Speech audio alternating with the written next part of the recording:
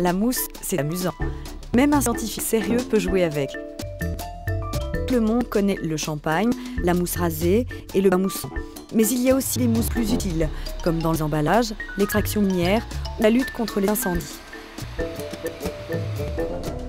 Bien sûr, on peut être intéressé par une mousse particulière, mais qui est commun à toutes les mousses. C'est ça qu'on cherche à comprendre. C'est de la recherche fondamentale.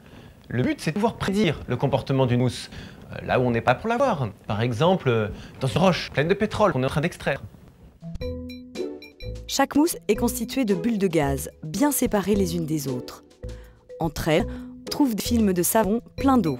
Ils sont 1000 fois plus fins qu'un millimètre. À leur surface, les molécules du savon forment une couche 1 million de fois plus fine qu'un millimètre. Elle est invisible à l'œil nu, mais son effet est bien palpable. C'est elle qui stabilise le film en l'empêchant de casser. Or, c'est le film qui retient les bulles et sont les bulles qui forment la structure de la mousse. En écrasant la mousse, on obtient un modèle plus simple à observer. En effet, elle n'a plus qu'une bulle d'épaisseur. C'est une mousse à 2 dimensions. On remplit cette cuve d'eau savonneuse en ne laissant que 3 mm entre l'eau et le couvercle. On fait arriver de l'air et chaque nouvelle bulle pousse les précédentes. Et la mousse à 2 dimensions avance. Pour comprendre la mousse, on met un obstacle. D'une part, on peut mesurer comment il déforme la mousse.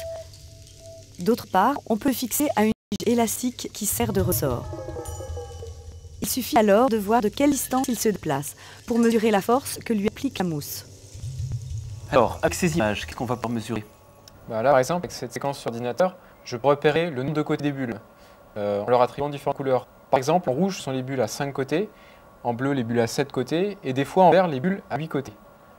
Tu vois qu'il y a de courts instants où elles se rencontrent par 4, mais tout de suite, elles se remettent dans la configuration normale où elles ne se rencontrent que par 3. La surface entre l'eau et l'air est retenue par une force. C'est la tension de surface dont profitent et gérissent ces insectes qui marchent sur l'eau. Les parois des bulles sont toutes tendues, toutes avec la même tension.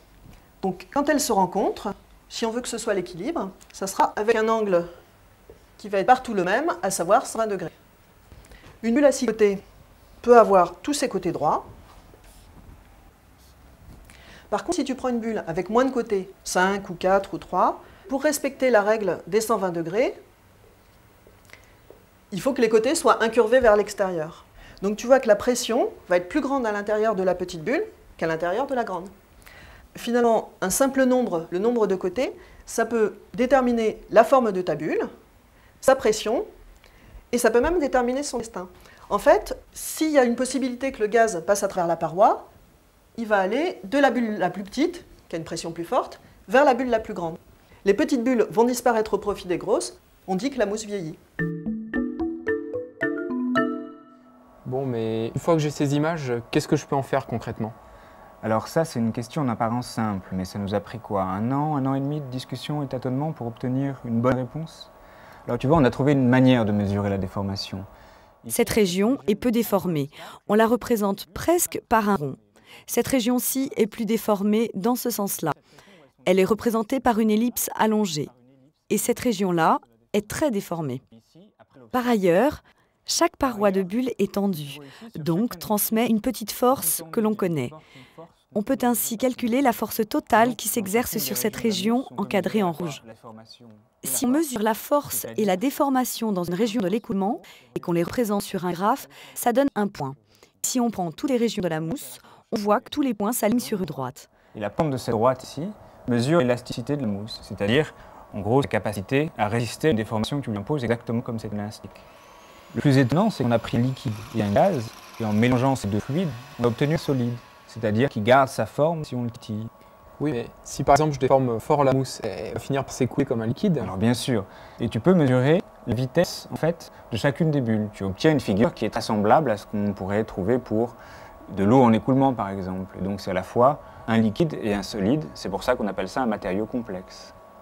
Alors, juste une dernière chose, avant l'obstacle, tu obtiens que les bulles sont déformées comme ça, et après l'obstacle, tu visualises un sillage qui était invisible à première vue. Et comme dit le Petit Prince, c'est l'essentiel qui est invisible pour les yeux. En répétant les mesures avec différents obstacles, on pourra comprendre et prédire le comportement de la mousse, par exemple en réalisant des simulations numériques.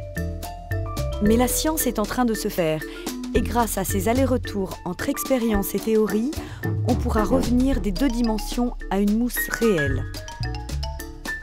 Pourrez-vous encore prendre votre bain comme avant ?